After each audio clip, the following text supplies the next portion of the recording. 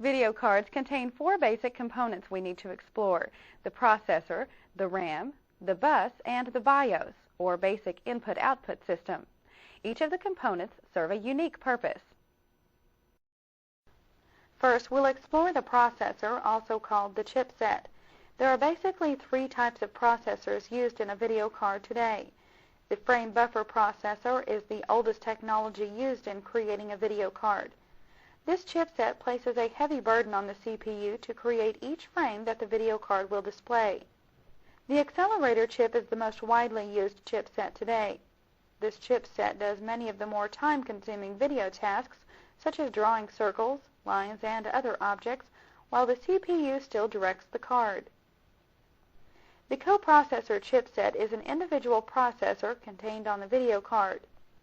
It directly frees the main CPU to perform other tasks, while the coprocessor performs all video-related computations.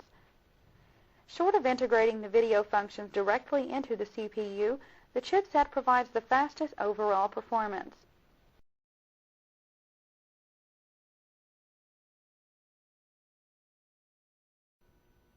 Video memory technology is one of the most important considerations when evaluating a card. Video cards rely on the video memory to draw the screen. Video memory doesn't increase the speed of the card, faster memory does.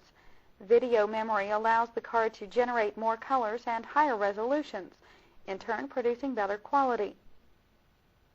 Historically, most video cards used random access memory, or RAM, or dynamic random access memory, DRAM. This RAM is inexpensive but rather slow and has reached its limits on video cards.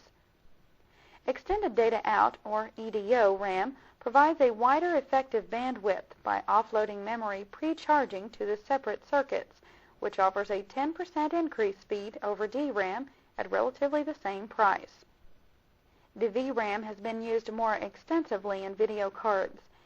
VRAM is designed to be dual-ported, which allows the CPU and the chipset to access it simultaneously, so we can achieve much greater performance than EDO or DRAM, but at a higher price. WRAM, Windows RAM, is a modified VRAM that offers marginally better performance than standard VRAM at a substantially lower cost.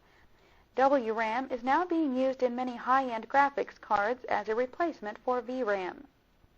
MDRAM, multi-bank DRAM, is a new type of memory explicitly aimed at graphics and video accelerators. It uses small banks of 32K, which eliminates wasted memory.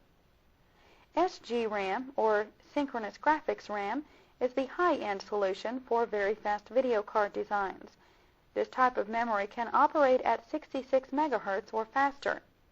It is 4 times faster than conventional DRAM, and of course, with speed, there is a price.